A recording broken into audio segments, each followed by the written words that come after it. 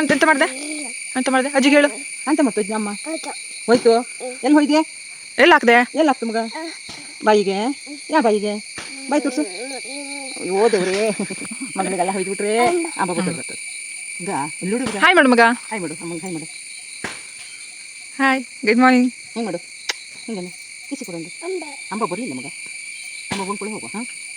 Hello friends, welcome back to my YouTube channel. ಶುಭೋದಯ. ಇವತ್ತು ಬೆಳಿಗ್ಗೆನೇ ನಾನು ಲಾಗ್ನ ಆರಂಭ ಮಾಡ್ಕೊಂಡಿದ್ದೀನಿ. ಸಂಡೇ ಇವತ್ತು ಬೆಳಗ್ಗೆಯಿಂದ ರಾತ್ರಿ ನಾನು ಮಲಗೋ ತನಕ ಏನೆಲ್ಲ ಮಾಡ್ತೀನಿ ಅನ್ನೋದನ್ನು ಈ ಲಾಗಲ್ಲಿ ತೋರಿಸ್ತೀನಿ. ಎಲ್ಲರೂ ಸ್ಕಿಪ್ ಮಾಡ್ತೀನಿ, ಪೂರ್ತಿಯಾಗಿ ನೋಡಿ.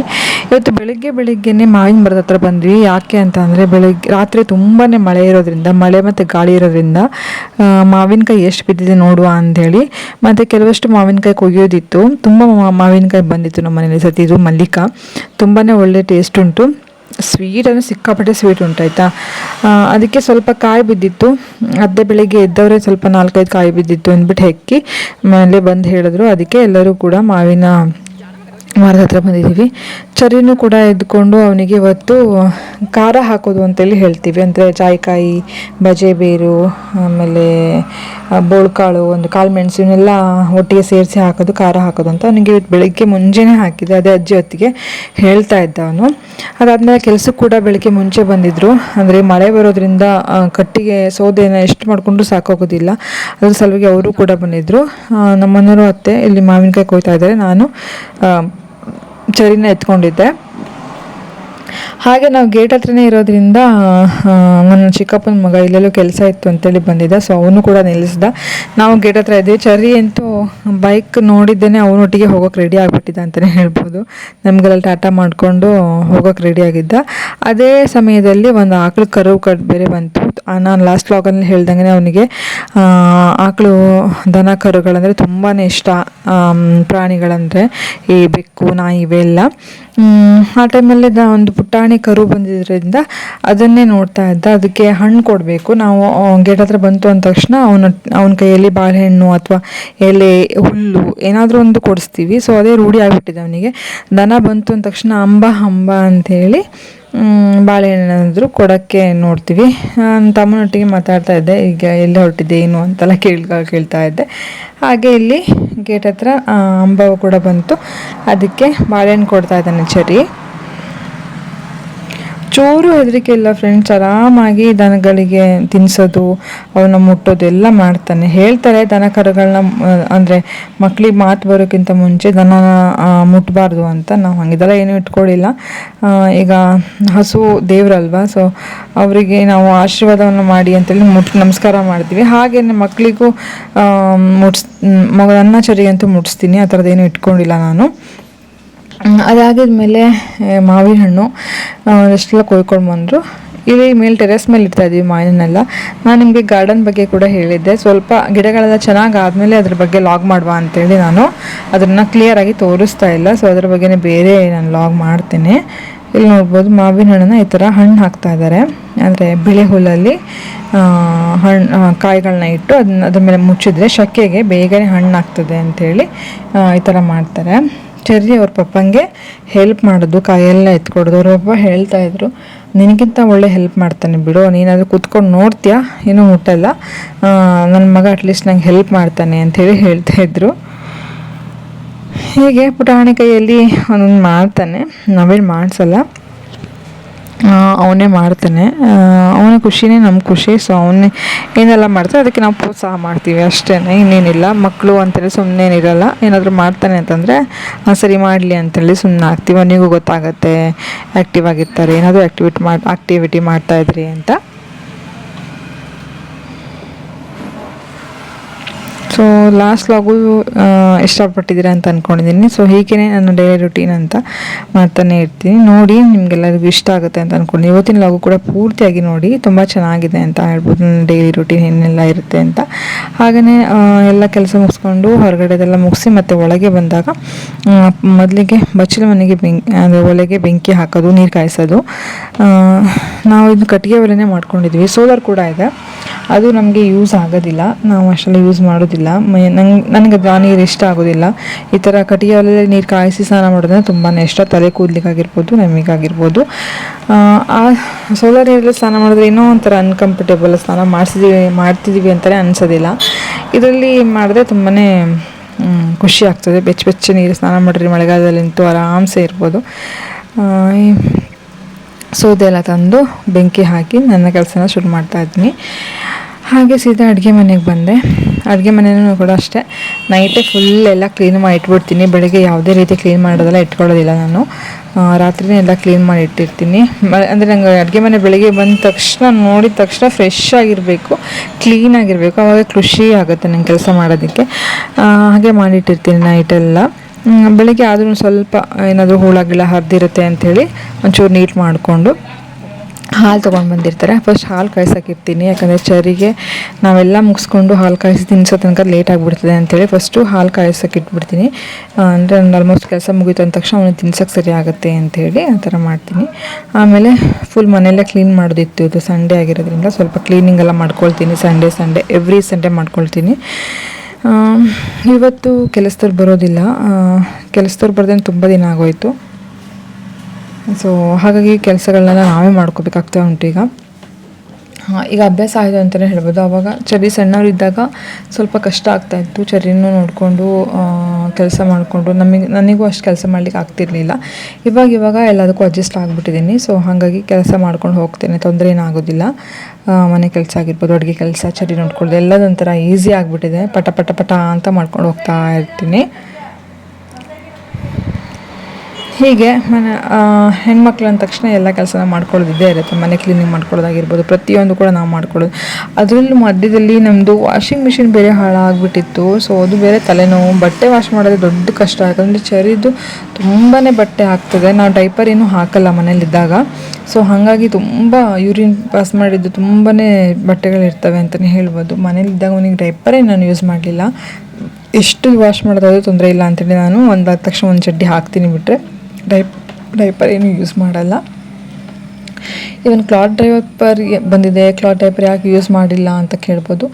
ಕ್ಲಾತ್ ಡೈಪರ್ ಕೂಡ ತರಿಸಿದ್ದೆ ನಾನು, ನಂಗೆ ಅಷ್ಟು ಕಂಫರ್ಟೇಬಲ್ ಅನ್ನಿಸ್ಲಿಲ್ಲ. ನಾವು ಒದ್ದೇದು ಹಾಕೊಂಡಂಗೆ ಅನಿಸುತ್ತೆ ನಂಗೆ ಕ್ಲಾತ್ ಡೈಪರ್. ಅಂದರೆ ನಾನು ಚಿಕ್ಕನಿದ್ದಾಗ 2 ಡೈಪರ್ ತರಿಸಿದ್ದೆ. ಸೊ ಅದು ಅಷ್ಟು ನಂಗೆ ಚೆನ್ನಾಗಿ ಅನ್ನಿಸ್ಲಿಲ್ಲ. ಸೊ ಹಾಗಾಗಿ ಮತ್ತೆ ನಾನು ಕ್ಲಾತ್ ಡೈಪರ್ ಬಗ್ಗೆ ಹೋಗಲಿಲ್ಲ. ಸೊ ಈ ಡೈಪರ್ನೇ ಯೂಸ್ ಮಾಡ್ತೀನಿ. ನೈಟ್ ಮಲಗುವಾಗ ಮಾತ್ರ ನಾನು ಡೈಪರ್ ಹಾಕ್ತೀನಿ. ಇವಾಗ 1 ವೀಕ್ ಆಯ್ತು ಅಷ್ಟೇ. ಮುಂಚೆನೂ ಅದನ್ನು ಹಾಕ್ತಿರ್ಲಿಲ್ಲ. ಮತ್ತು ಹೊರಗಡೆ ಅಂಗಳ ಗುಡ್ಸೋದು, ಅಂಗಳ ಒರೆಸೋದು, ಆಮೇಲೆ ದೇವ್ರ ಪಾತ್ರೆ ತೊಳೆಯೋದು, ಬಾಗಿಲಿಗೆ ರಂಗೋಲಿ ಹಾಕೋದು, ಇದನ್ನೆಲ್ಲ ಅತ್ತೆ ಮಾಡ್ಕೊಳ್ತಾರೆ. ಉಳಿದಿರೋ ಕೆಲಸ ನಾನು ಮಾಡ್ಕೊಳ್ತೀನಿ. ನಮ್ಮ ಮನೆಯವರು ಚರಿನ ನೋಡ್ಕೊಳ್ತಾರೆ. 3 ಜನರಿಗೂ ಕೆಲಸ 3 ಪಾಲ ಆಗಿಬಿಟ್ಟಿದೆ ಅಂತಲೇ ಹೇಳ್ಬೋದು. ಈ ಥರ ಕೆಲಸ ಡಿವೈಡ್ ಮಾಡಿಕೊಂಡು ಮಾಡ್ತೀವಿ. ಯಾಕಂದರೆ ಒಬ್ಬರಿಗೆ ಕೆಲಸ ಮಾಡೋದಂದರೆ ತುಂಬ ಕಷ್ಟ ಆಗ್ತದೆ ಎಲ್ಲ ಕೆಲಸನೂ. ಸೊ ಅತ್ತೆ ಇಲ್ಲ ಅಂದರೆ ಏನೂ ಮಾಡೋಕ್ಕಾಗಲ್ಲ, ನಾನೇ ಮಾಡ್ಕೊಂಡು ಹೋಗಬೇಕಾಗ್ತದೆ. ಎಲ್ಲರೂ ಆಚೆ ಹೋದಾಗ ಆಚೆ ಎಲ್ಲಿ ಹೋಗಿಲ್ಲ, ಮನೇಲೇ ಇದ್ದಾರೆ ಅಂತಂದರೆ ಅವ್ರ ಕೆಲಸ ಅವ್ರು ಮಾಡ್ತಾರೆ. ಅದಾಗಿದ್ಮೇಲೆ ಚರಿಗೆ ತಿನ್ಸಕ್ಕೆ ಬಂದಿದ್ದೀನಿ. ನನ್ನ ಕೆಲಸ ಎಲ್ಲ ಮುಗಿಸ್ಕೊಂಡು ತಿನ್ಸೋಕ್ಕೆ ನಾನು ಆದಷ್ಟು ಮೊಬೈಲ್ನ ಅವಾಯ್ಡ್ ಮಾಡ್ತೀನಿ. ಮೊಬೈಲ್ ಕೊಡೋದೇ ಇಲ್ಲ ಅಂತಲೂ ಹೇಳ್ಬೋದು. ತಿನ್ನಿಸ್ಬೇಕಾದ್ರೆ ಉಣಿಸ್ಬೇಕಾದ್ರೆಲ್ಲ ಮೊಬೈಲ್ ಇಟ್ಕೊಂಡು ತಿನ್ನಿಸೋದೇ ಇಲ್ಲ. ಹಿಂಗೆ ಏನಾದರೂ ಆಟ ಆಡಿಸ್ಕೊಂಡು ಏನಾದರೂ ಕೊಟ್ಕೊಂಡು ಮಾತಾಡಿಸ್ಕೊಂಡೇ ತಿನ್ನಿಸ್ತೀನಿ. ಯಾಕಂದರೆ ಆದಷ್ಟು ಮಕ್ಕಳಿಂದ ಮೊಬೈಲ್ನ ದೂರ ಇಟ್ಟರೆ ತುಂಬ ಒಳ್ಳೆಯದು. ಇವಾಗಲಿಂದ ರೂಢಿ ಮಾಡಿದ್ರೆ ಅವ್ರಿಗೆ ರೂಢಿ ಆಗ್ತದೆ. ಆದರೆ ಮೊಬೈಲ್ ಕೊಡೋದೇ ಇಲ್ಲ ಅಂತೇನಿಲ್ಲ, ಮೊಬೈಲ್ ಕೊಡ್ತೀನಿ. ಯಾಕಂದರೆ ಅವನಿಗೆ ಅಂಬ ಅಂದರೆ ತುಂಬ ಹಠ ಬಂದಾಗ ಆಕಳದ್ದು ಏನಾದರೂ ವೀಡಿಯೋಸ್ಗಳನ್ನ ತೋರಿಸೋದಕ್ಕೆ ಮೊಬೈಲ್ನ ಯೂಸ್ ಮಾಡ್ತೀನಿ ಹೊರತು ತಿನ್ಸೋಕ್ಕೆ ಉಣ್ಸೋಕ್ಕೆ ಯಾವಾಗಲೂ ನಾನು ಮೊಬೈಲ್ ಯೂಸ್ ಮಾಡೋದು ತುಂಬಾ ಕಡಿಮೆ ಅಂತಲೇ ಹೇಳ್ಬೋದು. ಅಷ್ಟು ಹಠ ಮಾಡ್ತಾ ಇದ್ದಾನೆ ಅಂತಂದರೆ ಚೂರು ಮೊಬೈಲ್ ತೋರಿಸಿ ಅದು ತಿನ್ನೋ ತನಕ ಮಾತ್ರ, ಅದಾದ್ಮೇಲೆ ಬಿಡಿಸ್ಬಿಡ್ತೀವಿ. ನಮ್ಮನೆಲ್ಲರೂ ಅಷ್ಟೇ. ಅವ್ರ ಅಜ್ಜಿ ಇದ್ದಾಗಲಂತೂ ಒಂದು ಚೂರು ಮೊಬೈಲ್ ಯೂಸ್ ಮಾಡೋದಿಲ್ಲ. ನಾವಾದರೂ ಒಂದು ಚೂರಾದರೂ ಮೊಬೈಲ್ ಯೂಸ್ ಮಾಡ್ತೀವಿ ಅಂತ ಹೇಳ್ಬೋದು. ಅವರಂತೂ ಒಂದು ಚೂರೂ ಮೊಬೈಲ್ ಯೂಸ್ ಮಾಡೋದು. ಅದೇ ಆರಾಮಾಗಿ ತಿನ್ನಿಸಿ ಉಣಿಸಿ ಮಾಡ್ತಾರೆ ನಾವು ಶಾಪಿಗೆಲ್ಲ ಹೋದಾಗ. ಚರಿ ತಿನ್ನಿಸಿದಾಗಿದ್ಮೇಲೆ ನಮಗೆ ತಿಂಡಿ ಮಾಡ್ಕೊಳ್ಳೋಣ ಅಂತೇಳಿ ಮತ್ತೆ ಕಿಚನ್ಗೆ ಬಂದೆ. ಇವತ್ತು ನಾನು ಹೆವಿ ಪ್ರೋಟೀನ್ ಅಂದರೆ ಹೆಸರು ಕಾಳ್ದು ದೋಸೆ ಮಾಡೋಣ ಅಂತೇಳಿ ನೈಟೇ ರೆಡಿ ಮಾಡಿಟ್ಟಿದ್ದೆ ಹಿಟ್ಟನ್ನು. ಯಾಕಂದರೆ ನಮ್ಮ ಮನೇಲಿ ನನ್ನ ಹಸ್ಬೆಂಡು ಒಂದು ಗೋಳಿದೆ, ಕಾಳುಗಳು ಯಾವುದೇ ತಿನ್ನಲ್ಲ ಅವರು. ಸೊ ಹಾಗಾಗಿ ನಾನು ದೋಸೆ ಮಾಡೋದು ಅಥವಾ ಏನಾದರೂ ಕಾಳುಗಳ ರೆಸಿಪಿ ಮಾಡಿ ತಿನ್ನಿಸ್ತೀನಿ. ಸೊ ಡೈರೆಕ್ಟಾಗಿ ಕಾಳುಗಳು ಕೊಟ್ಟರೆ ತಿನ್ನೋದೇ ಇಲ್ಲ. ನನಗೆ ಮತ್ತೆಗಾದರೆ ಯಾವುದೇ ನೀವು ರೆಸಿಪಿ ಹಾಕಿ ಯಾವುದೇ ಅಡುಗೆನ ಹಾಕಿ ತಿಂತೀವಿ, ಇವರು ತಿನ್ನೋದೇ ಇಲ್ಲ. ಸೊ ಹಾಗಾಗಿ ಅವ್ರಿಗೋಸ್ಕರ ನಾನು ಏನು ಪ್ರೋಟೀನೇ ಸಿಗಲ್ವಲ್ಲ ಅಂಥೇಳಿ ಕಾಳುಗಳಲ್ಲಿ ತಂದಿರೋದು ಹಾಗೆ ಇರುತ್ತೆ, ನಾವೇ ಇಬ್ಬರು ತಿನ್ನಬೇಕು. ಅದಕ್ಕೋಸ್ಕರ ಇವತ್ತು ನಾನು ದೋಸೆ ಮಾಡೋಣ ಅಂದರೆ ಒಂದೊಂದು ಸೊಪ್ಪಿಂದು ಪಾಲಕ್ ಸೊಪ್ಪಿನ ದೋಸೆ ಮಾಡ್ತೀನಿ, ಅಥವಾ ಹೆಸರುಕಾಳು ದೋಸೆ ಮಾಡ್ತೀನಿ, ಬೀಟ್ರೂಟ್ ದೋಸೆ ಮಾಡ್ತೀನಿ. ಈ ಥರದ್ದೆಲ್ಲ ವೆರೈಟೀಸ್ ಮಾಡ್ತಾ ಇರ್ತೀನಿ. ಅಟ್ಲೀಸ್ಟ್ ಇದರಲ್ಲಾದರೂ ನಾವು ತಿನ್ನೋಣ ಅಂಥೇಳಿ. ಸೊ ಇವತ್ತು ಕೂಡ ಹೆಸರುಕಾಳು ದೋಸೆ ತುಂಬ ಚೆನ್ನಾಗಿ ಬಂತು. ಏನಿಲ್ಲ, ರೆಸಿಪಿ ಸಿಂಪಲ್ ಆಗಿದೆ. ಸ್ವಲ್ಪ ಒಂದು 3-4 ಅವರ್ಸು ಅಕ್ಕಿ ನೆನೆ ಹಾಕಬೇಕು. ಅಕ್ಕಿ ಜೊತೆಗೆ ಹೆಸರುಕಾಳು ಅಕ್ಕಿ ಮಾತ್ರ ನೆನೆ ಹಾಕಿ, ಅದ್ರ ಜೊತೆ ಏನೂ ಹಾಕಬೇಡಿ. ಆಮೇಲೆ ರುಬ್ಬುವಾಗ 3-4 ಅವರ್ಸ್ ನೆನೆಸಿದಾಗಿದ್ಮೇಲೆ ರುಬ್ತಿರಲ್ಲ, ರುಬ್ಬಬೇಕಾದ್ರೆ ಏನಿಲ್ಲ, ನಿಮ್ಗೆ ಎಷ್ಟು ಖಾರ ಬೇಕೋ ಅಷ್ಟು ಹಸಿಮೆಣಸು ಹಾಕಿ, ಜಾಸ್ತಿ ಏನು ಹಾಕಬೇಡಿ.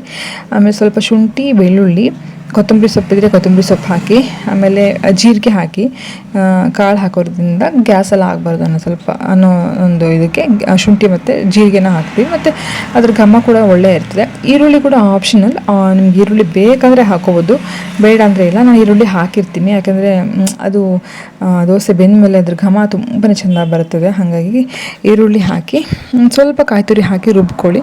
ಇದನ್ನ ಫುಲ್ ಮ್ಯಾರಿನೇಟ್ ಮಾಡಿ ಇಟ್ಬಿಡಿ ಫುಲ್ ನೈಟೆಲ್ಲ. ಬೆಳಿಗ್ಗೆ ದೋಸೆ ಇಟ್ಟರೆ ನೋಡಿದ್ರೆ ತುಂಬ ಚೆನ್ನಾಗಿ ಬಂದಿರುತ್ತೆ ದೋಸೆ ಹಿಟ್ಟು. ದೋಸೆನೂ ಕೂಡ ತುಂಬ ಅದ್ಭುತವಾಗಿರುತ್ತೆ. ಏನಿಲ್ಲ, ಜಸ್ಟ್ ತುಪ್ಪ ಬೇಕಾದರೂ ಹಾಕೊಂಡು ತಿನ್ಬೋದು, ಇಲ್ಲ ಅಂದರೆ ಚಟ್ನಿ ಪುಡಿ ಹಾಕ್ಕೊತೀನಿ, ಅಥವಾ ಕಾಯಿ ಚಟ್ನಿ ಮಾಡ್ಕೊತೀನಿ, ಅಥವಾ ಮೊಸರು ಹಾಕ್ಕೊತೀನಿ, ಮೊಸರು ಪಿಕ್ಕಲ್ ಹಾಕ್ಕೊತೀನಿ. ತುಂಬಾ ಒಳ್ಳೆ ಟೇಸ್ಟ್ ಅಂತಲೇ ಹೇಳ್ಬೋದು. ನಮ್ಮನೆ ಎಲ್ಲರಿಗೂ ಇಷ್ಟ ಆಯಿತು. ಸೊ ಹೀಗೆ ನಮ್ಮ ಮನೆಯವರಿಗೋಸ್ಕರ ಏನಾದರೂ ಒಂದು ಹೊಸ ರೆಸಿಪಿ ನೋಡ್ಕೊಂಡು ಮಾಡ್ತಾ ಇರ್ತೀನಿ. ಅದಾಗಿದ್ಮೇಲೆ ಚರಿಗೆ ಒಂದು ಲೋಟದಲ್ಲಿ ಹಾಲು ಇಟ್ಟಿರ್ತೀನಿ. ಹಾಲಿಗೆ ಒಂದು ಚಿಟಿಕೆ ಅರಿಶಿನವನ್ನು ಮಿಕ್ಸ್ ಮಾಡಿ ಹಾಕಿರ್ತೀನಿ ಕುಡಿಸೋದಕ್ಕೆ. ಆಮೇಲೆ ಅವನಿಗೆ ಬಿಸಿನೀರು ಕಾಸಿಡ್ತೀನಿ. ಆಮೇಲೆ ಮತ್ತೆ ನನಗೆ ಮತ್ತು ಚರಿಗೆ ರಾಗಿ ಗಂಜಿನ ಕುಡಿತೀವಿ ನಾವು ಡೈಲಿ. ಅವನಿಗೆ ಒಂದು ಚಿಕ್ಕ ಪುಟಾಣಿ ಲೋಟದಲ್ಲಿ ರಾಗಿ ಗಂಜಿ ಕುಡಿಸ್ತೀನಿ. ಸೊ ನಾನು ಕೂಡ ರಾಗಿ ಗಂಜಿನ ಕುಡಿತೀನಿ. ದೋಸೆ ಮಾಡ್ತಾ ಇದ್ದೀನಿ. ಅದರ ಮಧ್ಯೆ ನಮ್ಮ ಸಾಹುಕಾರಂದು ಮಧ್ಯ ಒಂದು ಅಡ್ವರ್ಟೈಸ್ಮೆಂಟ್ ಇದ್ದೇ ಇರುತ್ತೆ. ಸ್ಮಾಲ್ ಅಡ್ವರ್ಟೈಸ್ಮೆಂಟ್ ಅಂತಲೇ ಹೇಳ್ಬೋದು. ಮಧ್ಯದಲ್ಲಿ ಬಂತು ಏನಿಲ್ಲ, ಅವ್ರು ತಂಟೆ ಮಾಡ್ತಿರ್ತಾನೆ. ಸೊ ಅದೇ ಖುಷಿ ನಮಗೆ ನೋಡೋದಕ್ಕೆ. ಬಂದಿಲ್ಲ ಅಂದರೂ ಒಂಥರ ಇವಾಗ ಅಭ್ಯಾಸ ಆಗಿಬಿಟ್ಟಿದ್ದಕ್ಕೆ, ಬಂದಿಲ್ಲ ಅಂದರೆ ಯಾಕೆ ಬಂದಿಲ್ಲ ಅಂತ ಅನ್ನಿಸ್ತಿರುತ್ತೆ ನನಗೆ. ಅವ್ರ ಪಾಪ ದೇವ್ರ ಪೂಜೆಗೆ ಸ್ನಾನ ಮಾಡ್ಕೊಂಡ್ಬಂದು ರೆಡಿಯಾಗಿದೆ. ಚರಿಗೂ ಇಷ್ಟದೊಳಗೆ ಸ್ನಾನ ಮಾಡ್ತಾಯಿದ್ದೆ. ಇವತ್ತು ಸಂಡೇ ಆಗಿರೋದ್ರಿಂದ ಸ್ವಲ್ಪ ಲೇಟ್ ಆಗ್ತದೆ. ಇಲ್ಲಾಂದರೆ ಬೆಳಿಗ್ಗೆನೇ ಶಾಪಿಗೆ ಹೋಗೋದ್ರಿಂದ ಬೆಳಿಗ್ಗೆನೇ ಸ್ನಾನ ಮಾಡಿಸ್ಬಿಡ್ತೀನಿ. ಅಪ್ಪ ಮಗನ ಇಬ್ಬರದು ಒಟ್ಟಿಗೆ ಸ್ನಾನ ಆಗಿರುತ್ತೆ. ದೇವ್ರ ಪೂಜೆಗೆ ಇಬ್ಬರು ರೆಡಿ ಆಗಿಬಿಡ್ತಾರೆ. ಸೊ ಇವತ್ತು ಸ್ವಲ್ಪ ಲೇಟ್ ಆಯಿತು ಅಂತಲೇ ಹೇಳ್ಬೋದು. ಹಾಗೆಯೇ ಕಿಚನ್ ಕ್ಲೀನ್ ಮಾಡಿದೆ. ತುಂಬ ದಿನ ಆಗೋಗಿತ್ತು. ನಾನು ಆಲ್ಮೋಸ್ಟ್ ಬಾಳಂತನ ಮುಗಿಸ್ಕೊಂಡ್ಬಂದ್ಮೇಲೆ ಒಂದು ಟೈಮ್ ಮಾಡಿದ್ದೆ ಅನಿಸುತ್ತೆ. ಅದ್ರ ಮೇಲೆ ಮಾಡೋಕ್ಕೆ ಟೈಮೇ ಸಿಕ್ಕಿರಲಿಲ್ಲ. ಸೊ ಇವತ್ತು ಮಾಡುವ, ಚೊರಿ ಹಾಗಿದ್ರು ಒಳ್ಳೆ ಮಲಗಿದ್ದ. ಸೊ ಹಾಗಾಗಿ ಮಾಡುವ ಅಂಥೇಳಿ ಡೀಪ್ ಕ್ಲೀನಿಂಗ್ ಅಂತಲೇ ಹೇಳ್ಬೋದು ಕಿಚನ್. ಇವತ್ತು ತುಂಬ ದಿನ ಆಗಿಬಿಟ್ಟಿತ್ತು ಅಂತ ಕ್ಲೀನ್ ಮಾಡ್ತಾ ಇದ್ದೀನಿ. ಮೇನ್ ಹೆಣ್ಮಕ್ಳಿಗೆ ಇದೆ, ಕಿಚನ್ ಕ್ಲೀನ್ ಇಲ್ಲ ಅಂದರೆ ಏನೋ ಒಂಥರ ಕಿರಿಕಿರಿ ಆಗ್ತಿರ್ತದೆ. ಸೊ ನನಗೂ ಅದೇ, ಕಿಚನ್ ಕ್ಲೀನ್ ಇಲ್ಲ ಅಂದ ತಕ್ಷಣ ಏನೋ ಒಂದು ಅನ್ಕಂಫರ್ಟೇಬಲ್, ಯಾರಾದರೂ ಬಂದು ಒಂಥರ ಮುಜುಗರ ಅನ್ನಿಸ್ತಿರುತ್ತೆ ಕಿಚನೆಲ್ಲ ಕ್ಲೀನ್ ಇಲ್ಲ ಅಂತ ಅಂದರೆ. ಸೊ ಹಾಗಾಗಿ ಕಿಚನೆಲ್ಲ ಕ್ಲೀನ್ ಮಾಡಿ ಅದೆಲ್ಲ ಐಟಮ್ಸ್ ಎಲ್ಲ ತೆಗೆದಿಟ್ಕೊಂಡು ಮತ್ತೆ ರೀಸೆಟ್ ಮಾಡಬೇಕು. ಸೊ ನಾನು ಕೆಲವೊಂದು ಸ್ಟ್ಯಾಂಡೆಲ್ಲ ತರಿಸಿದ್ದೆ, ಅದೆಲ್ಲ ಆನ್ಲೈನಲ್ಲಿ ತರಿಸಿರೋವಂಥದ್ದು ತುಂಬ ಚೆನ್ನಾಗಿ ಬಂದಿದೆ. ಮತ್ತು ನನ್ನ ಕಿಚನ್ ಸೆಟಪ್ಪಿಗೆ ಕ್ಲೀನಾಗಿ ಅಡ್ಜಸ್ಟ್ ಆಯಿತು ಅಂತಲೇ ಹೇಳ್ಬೋದು. ಇಲ್ಲಾಂದರೆ ಅಲ್ಲಿ ಇಲ್ಲಿ ಅಂತ ಹೇಳಬೇಕು, ಮೆಸ್ಸಿಯಾಗಿ ಕಾಣಿಸ್ತಿದೆ ಕಿಚನ್ನು. ಈ ಥರ ಸ್ಟ್ಯಾಂಡ್ಗಳನ್ನ ಪಿಕ್ ಮಾಡೋದ್ರಿಂದ ಕೆಲವೊಂದು ಐಟಮ್ಸ್ನೆಲ್ಲ ಅಲ್ಲಿ ಇಡೋದಕ್ಕೆ ತುಂಬ ಚೆನ್ನಾಗಿರುತ್ತೆ. ಆಮೇಲೆ ಕೆಲವಷ್ಟು ಆರ್ಟಿಫಿಷಿಯಲ್ ಫ್ಲವರ್ಸ್ ಎಲ್ಲ ಇಟ್ಕೊಂಡಿದ್ದೀನಿ ಕಿಚನಲ್ಲಿ, ಚೆನ್ನಾಗಿ ಕಾಣಿಸ್ತಿದೆ ಅಂಥೇಳಿ. ಸೊ ಚರಿ ಇರೋದ್ರಿಂದ ನಾನು ಹಾಲಲ್ಲಿ ಇಟ್ಟಿರೋದೆಲ್ಲ ಶಿಫ್ಟ್ ಮಾಡಿದ್ದೀನಿ. ಏನೂ ಇಲ್ಲ ನಮ್ಮನೆ ಹಾಲಲ್ಲಿ, ಇವಾಗ ಪ್ಲೇನ್ ಇಟ್ಟಿದ್ದೀನಿ. ನೋಡಿದ್ರೆ ಗೊತ್ತಾಗುತ್ತೆ ನಿಮಗೆ ಕರೆಕ್ಟಾಗಿ ಅಬ್ಸರ್ವ್ ಮಾಡಿದ್ರೆ. ಕಿಚನ್ನು ಸ್ವಲ್ಪ ಪ್ಲ್ಯಾಂಟ್ ಅಂದರೆ ಈ ಥರ ಹೂವುದು ಫಾಟ್ಗಳನ್ನ ಇಟ್ಕೊಂಡಿದ್ದೀನಿ. ಅವೆಲ್ಲ ಆರ್ಟಿಫಿಷಿಯಲ್ಲು, ಒರಿಜಿನಲ್ ಅಲ್ಲ. ಹಾಗೆ ಫುಲ್ ಎಲ್ಲ ಕ್ಲೀನಿಂಗ್ ನಡೀತಾ ಇದೆ ಇವತ್ತು. ನಿಮಗೆ ಈ ಲಾಗ್ ತುಂಬ ಲೆಂತಿ ಅಂತ ಅನಿಸ್ಬೋದು. ಏನು ಮಾಡೋದು, ಫುಲ್ ನಿಮ್ಮ ಡೈಲಿ ರುಟೀನ್ ತೋರಿಸಿ ಅಂತಂದರೆ ಸಣ್ಣ ಕ್ಲಿಪ್ ಅಂತಂದ್ರೂ ಲಾಂಗ್ ಆಗಿಬಿಡುತ್ತೆ. ನಾನು ಕಿಚನ್ ಹತ್ರ ಒಂದು ಫಿಶ್ ಕೂಡ ಸಾಕಿದ್ದೆ, ನಿಮ್ಗೆ ತೋರಿಸ್ತೀನಿ. ಅದ್ರ ಹೆಸರು ಮಿನುಗು ಅಂತಂದರೆ ಅದೊಂಥರ ನನಗೆ ಎಕ್ಸ್ಪ್ರೆಷನ್ ಮಾಡುತ್ತೆ, ಮೂಮೆಂಟ್ ಮಾಡುತ್ತೆ. ಮಿನುಗು ಅಂಥೇಳಿ ಮಾತಾಡಿಸ್ತಾ ಇರ್ತೀನಿ ಯಾವಾಗಲಾದರೂ. ಸೊ ಹೆಸರು ಮಿನುಗು ಅಂತ ಇಟ್ಕೊಂಡಿದ್ದೀನಿ. ಸೊ ಇಷ್ಟು ಕಿಚನೆಲ್ಲ ಕ್ಲೀನ್ ಮಾಡಿ ಮಧ್ಯಾಹ್ನ ಊಟಕ್ಕೆ ರೆಡಿ ಮಾಡಿ ಊಟ ಎಲ್ಲ ಮಾಡ್ತಾ ಇದ್ದಂಗೆ ಜೋರು ಮಳೆ ಬಂತು. ನಿನ್ನೆಂದು ಸಿಕ್ಕಾಪಟ್ಟೆ ಮಳೆ ಅಂತಲೇ ಹೇಳ್ಬೋದು. ತುಂಬ ಮಳೆ. ಆರಾಮಾಗಿ ಊಟ ಎಲ್ಲ ಮಾಡಿ ಬೆಚ್ಚು ಮಲ್ಕೊಂಡ್ವಿ ಒಂದು ಸ್ವಲ್ಪ ಹೊತ್ತು. ಚರಿನೂ ಮಲಗಿಸಿ ನಾನು ಕೂಡ ಸ್ವಲ್ಪ ಹೊತ್ತು ಮಲಗಿದ್ವಿ. ಕೆಲಸ ಮಾಡಿ ಕೂಡ ಸುಸ್ತಾಗಿತ್ತು. ಸೊ ಹಾಗಾಗಿ ಮಲ್ಕೊಂಡ್ವಿ ಅಂತಲೇ ಹೇಳ್ಬೋದು.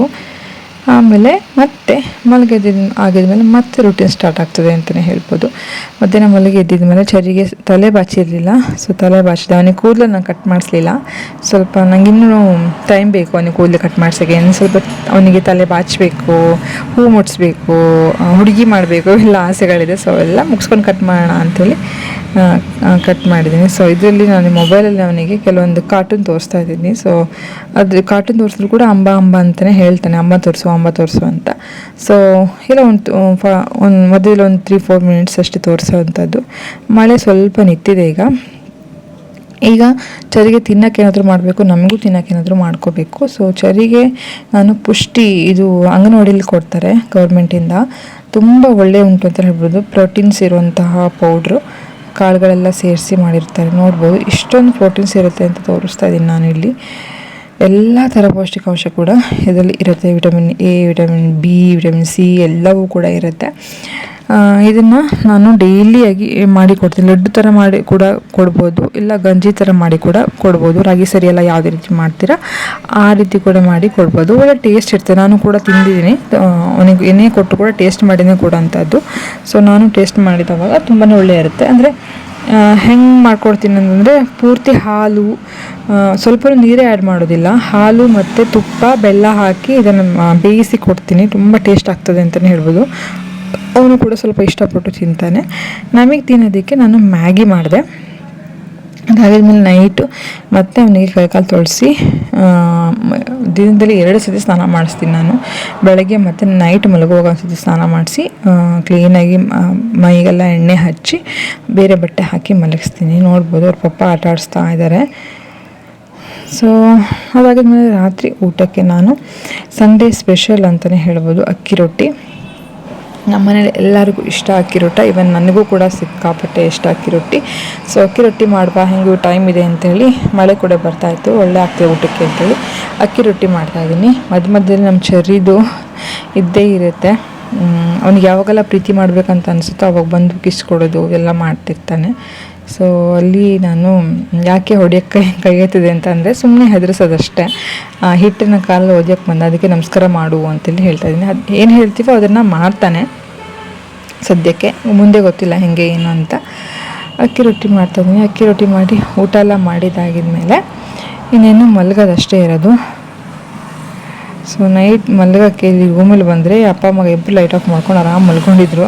ಮೊಬೈಲ್ ನೋಡಿಕೊಂಡು ನಾನು ಬಂದ ತಕ್ಷಣ ಮೊಬೈಲ್ ಆಫ್ ಮಾಡಿಕೊಂಡು ನಾಟಕ ಮಾಡ್ತಿದ್ದಾರೆ ಅಂತಲೇ ಹೇಳ್ಬೋದು. ಸೊ ಇಷ್ಟೇ ಸ್ನೇಹಿತರೆ ಇವತ್ತಿನ ಲಾಗ್ ಅಂತಲೇ ಹೇಳ್ಬೋದು. ಚರಿಗೆ ನೀರು ಬಾಟಲ್ ನೈಟ್ ಬೇಕಾಗ್ತದೆ. ನೈಟೆಲ್ಲ ನೀರು ಎದ್ದು ಕುಡಿತಾ ಇರ್ತಾನೆ. ಸೊ ಹಾಗಾಗಿ ಅವನಿಗೋಸ್ಕರ ಒಂದು ಬಾಟಲ್ ನೀರು ಹಾಕಿರ್ತೀನಿ. ನೈಟ್ ನಾನು ಹೇಳ್ದಂಗೆ ನೈಟ್ ಮಲಗುವಾಗ ಇತ್ತೀಚೆಗೆ ಡೈಪರ್ ಹಾಕೋಕ್ಕೆ ಸ್ಟಾರ್ಟ್ ಮಾಡಿದ್ದೀನಿ. ಮತ್ತು ಆ್ಯಸ್ ಯೂಶುವಲ್ ಕಿಚನೆಲ್ಲ ಮೊದಲಿನ ಹಾಗೆ ಕ್ಲೀನ್ ಮಾಡಿಟ್ಟು ಇಲ್ಲಿ ನಮ್ಮ ಮಿನುಗೂ ಒಂದು ಗುಡ್ ನೈಟ್ ಹೇಳಿ ನಿಮಗೂ ಕೂಡ ಗುಡ್ ನೈಟ್ ಅಂತ ಹೇಳ್ತಾ ಇವತ್ತಿನ ಲಾಗ್ನ ಮುಗಿಸ್ತಾ ಇದ್ದೀನಿ. Thank you so much. ನೀವೆಲ್ಲರಿಗೂ ಇವತ್ತಿನ ಲಾಗ್ ಇಷ್ಟ ಆಗಿದೆ ಅಂತ ಅಂದ್ಕೊಂಡಿದ್ದೆ. ತುಂಬ ಲೆಂತಿ ಆಯಿತು, ಬಡಬಡ ಅಂತ ಮಾತಾಡ್ಕೊಂಡು ಬಂದೆ. ಸೊ ಇದ್ರಲ್ಲಿ ಏನಾದರೂ ನಿಮ್ಗೆ ಇಷ್ಟ ಆದರೆ, ನಿಮ್ಗೆ ಏನಾದರೂ ಬೇಕನ್ನಿಸಿದ್ರೆ ಕಮೆಂಟ್ ಮಾಡಿ, ನಾನು ಮತ್ತೆ ತಿಳಿಸ್ಕೊಡ್ತೀನಿ. ಹೀಗೆ ನನ್ನ ಲಾಗ್ ನೋಡ್ತಾ ಪ್ರೋತ್ಸಾಹಿಸಿ ಅಂತ ಹೇಳ್ತಾ ಮತ್ತೆ ಮುಂದಿನ ಲಾಗಲ್ಲಿ ಸಿಗ್ತೀನಿ. Thank you so much. Thank you for watching. Love you. Bye.